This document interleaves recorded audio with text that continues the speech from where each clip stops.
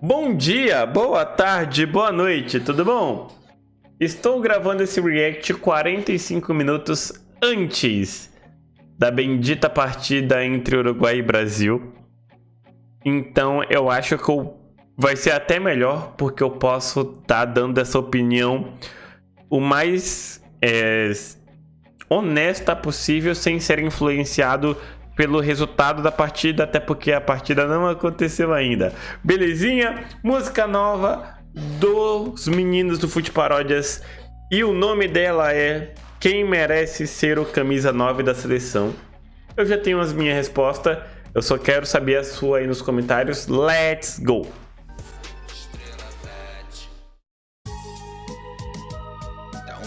Essa nossa 9 dá uma inveja ver o Stuka com CR7. E olha que ele nem vestia número 9. Quero ver gol, quero ver gol, quero ver gol. O pombo tava destruidor, agora é só azar. Jesus na Inglaterra é show, mas na Canária não te achou. Ele nem joga direito, porra! Quem merece ter 9 Canarinha. Pena que o cano é da Argentina. Mais 2 aninhos dá pra feder. Pra naturalizar. Que saudade eu tenho do Cascão. Tem o Tiquinho lá no bota. No brasileiro é o homem que mais broca. Golaço. Incorporou de vez. O Marcos Leonardo é novo, mas já faz gol pra Dedéu. Alô, seu Diniz. Logo Vitor Roque, volta olho nele, please. Mas lá pra frente pode ser o Hendrick. Tudo pra ir bem com a nave do Real Madrid. Isso é verdade. Inclusive, os jornais da Espanha já cravam o Hendrick como o número 9 mesmo. Mas desse toque o que sou meu pai. Quem merece ter a 9 Canarinha. Acho que dá até para o Davidson. Não, Davidson não dá não, gente, não mais. Nossa seleção. Que saudade eu tenho do Cascão. Tem Fábio Gabigol. Não. Também não. Talvez pode ser pensado o João Pedro.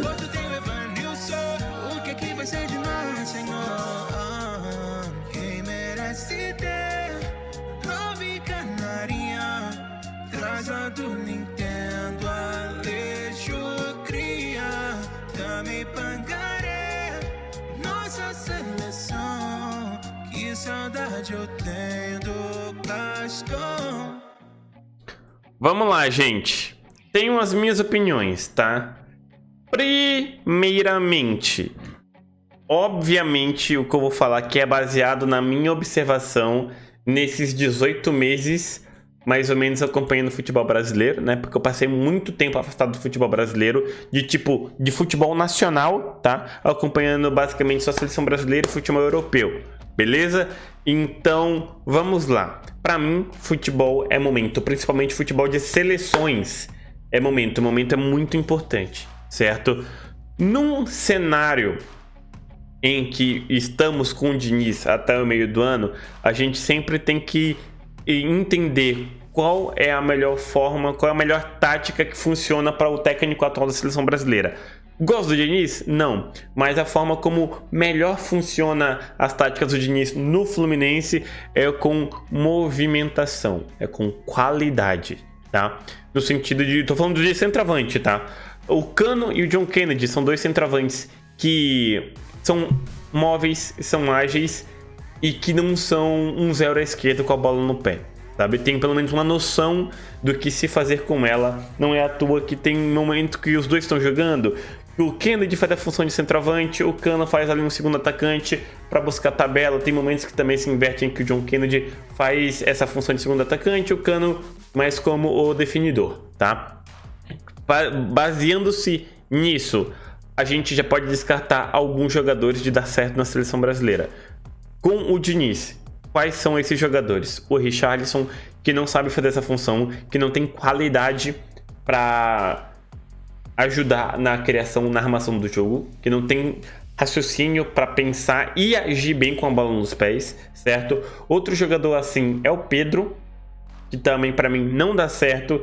E uma terceira opção que não dá para utilizar com o Diniz, que é o Arthur Cabral, ok? Ainda mais que depois que ele foi contratado, saindo da Fiorentina para ir para o Benfica, ele até agora não teve muitas chances na titularidade lá no time português. E para mim, não daria certo com o Diniz também, justamente por ser um atacante muito mais definidor do que qualquer outra coisa, certo? Aí a gente vai para aquela pequena lista de centroavantes que sabem jogar com a bola no pé, que tem qualidade para tocar, para criar também, além de finalizar, tá? A gente pode listar... Ah, não, desculpa, eu esqueci de falar do Matheus Cunha. Matheus Cunha se inclui nessa lista aí de quem eu nem chamaria, certo? E, obviamente, vamos falar de momento saudável. A gente disse, tipo... vamos fingir que todo mundo tá machucado, quer dizer, esteja saudável, ok? Então nessa lista a gente tem Vitor Roque, a gente tem o João Pedro, a gente tem o Marcos Leonardo, que não é um extremo criador, ele não tem tanto poder de criação, mas ele não... Valeu, Luiz, boa noite, tá? Mas ele não é um zero à esquerda com a bola no pé, tá? Vitor Roque, João Pedro, o Marcos Leonardo e o Tiquinho Soares, obviamente, certo? Esses são as minhas 4 preferências no momento, ok? Que, como eu falei pra vocês, futebol é momento. E se a gente considerar as últimas partidas do Vitor Roque antes da lesão, é para ser titular, tá? Na minha humilde opinião, hoje, se o Vitor Roque voltar saudável, ele já tem nível para ter chances de como titular na seleção brasileira, ok? Justamente porque ele se encaixa em vários fatores que são importantes para o jeito de jogar do Diniz, que é esse atacante que sabe usar bem a bola, que tem muita inteligência espacial, sabe não só como se mover dentro da área, mas também sabe a hora de atacar a bola, de recuar, sabe a hora de vir para fora da área para ajudar a criar e de gerar oportunidade para algum outro jogador passar como infiltração. O Vitor Roque faz isso muito bem, sabe jogar pelos lados, e isso é uma característica importante também para o Diniz, porque né, ele gosta de sempre povoar um lado só. Não gosto disso, mas é a característica dos times do Diniz, certo? Para mim, ele seria titular e o Tiquinho Soares sendo reserva, certo? Para entrar no segundo tempo, em caso de necessidade de uma presença mais física dentro da área. E, ao mesmo tempo, precisa sair, precisa só, tipo, botar um homem a mais no meio campo. Ele sai da área lá, vem, ajuda a criar, para tentar criar algum tipo de movimentação. Ele tem essa qualidade, ele faz isso, inclusive, no Botafogo, certo? Além disso, o João Pedro e o Marcos Leonardo são, para mim, outras 2 excelentes opções para serem convocados, certo? O Santos está nessa crescente, o Marcos Leonardo é o principal homem responsável por estar salvando o Santos do rebaixamento até agora. Extremamente inteligente dentro da área, muito veloz, muito ágil e tá passando por uma fase absurda. Tá praticamente carregando o time nas costas, tá? E a gente também não pode deixar de desconsiderar o João Pedro do Brighton. Ah, Moreno, mas o Brighton não é time grande na Europa, não. O Brighton terminou em 6º lugar, campeonato inglês temporada passada. O João Pedro estava na 2ª divisão, jogando no Watford. Ele foi contratado por 35 milhões de euros. Um jogador de 2ª divisão contratado por 35 milhões, tá? E o Brighton é um time que, para fazer qualquer tipo de contratação, se dedica no sentido de pesquisar, de se informar, tá? Eles têm literalmente um algoritmo para análise de dados de mais de 8 mil jogadores, e por causa disso ele foi escolhido, tá? Para ser contratado para essa função de centroavante. Começou muito bem a temporada, já fez gol, inclusive, se não me engano, no Manchester United. Não só no Manchester United, mas se não me engano já tá com 4 ou 5 gols nesse início de temporada. Já deu várias assistências. Eu acho que um 4-4-2 seria melhor para o Brasil atualmente com o Vini Rodrigo. Não dá certo. O Diniz... Cauã, você tem que entender uma coisa, Cauã. Não adianta pensar numa tática que dá para fazer com os jogadores que a gente tem. O Diniz é limitado taticamente, certo? O Diniz tem um padrão de jogo. Eu tô aqui pensando, cogitando formações, jogadores para se encaixar no jeito que o Diniz primariamente joga, tá? O Diniz não vai mudar dos seus dois padrões táticos, do 4-3-3 e do 4-2-4. Ele não vai mudar. Isso aí eu te garanto. Por isso que tudo que eu tô falando aqui é baseado no que o Diniz gosta de fazer. Quer eu goste ou não. Não adianta nada a gente querer cogitar um 4-4-2 com o Vini e o Rodrigo na frente, porque nenhum dos dois tem um porte físico pra dar trancos, pra tipo brigar por bolas lá, sabe? Nenhum dos dois tem essa capacidade física. Então, por mais que o Vitor Roque não seja tão alto, ele tem esse condicionamento físico para brigar numa situação como essa, certo? Então, essas seriam as minhas 4 opções, ok? Para mim hoje, saudável, Vitor Roque titular, Tiquinho reserva, e aí pode variar entre Marcos Leonardo e João Pedro como terceira convocação, ok? Vini tá jogando assim no Real Madrid? Não, quem tá jogando assim é o Rodrigo.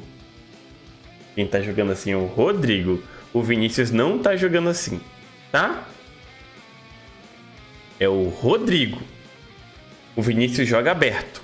Quem faz essas funções de dupla de ataque com o Rodrigo, quando o Ancelotti vai para um 4-4-2, ou é o Bellingham de falso 9, ou é o Joselu, que é o centroavante físico mesmo. O Vinícius é sempre pelos lados. O Ancelotti tentou isso, uma das partidas não deu certo e logo depois o Vinícius machucou, ele voltou de lesão e não mais fez essa função, tá? O próprio Ancelotti prefere fazer o Bellingham como falso 9, entrando na área de vez em quando e tudo mais. Inclusive ele tá fazendo gol pra caramba desse jeito, tá? O Vinícius foi tentado nessa posição, não deu certo. E o Vinícius não tem esse porte físico, o Vinícius é um jogador de explosão, tá? O Vinícius tem que jogar pelo lado.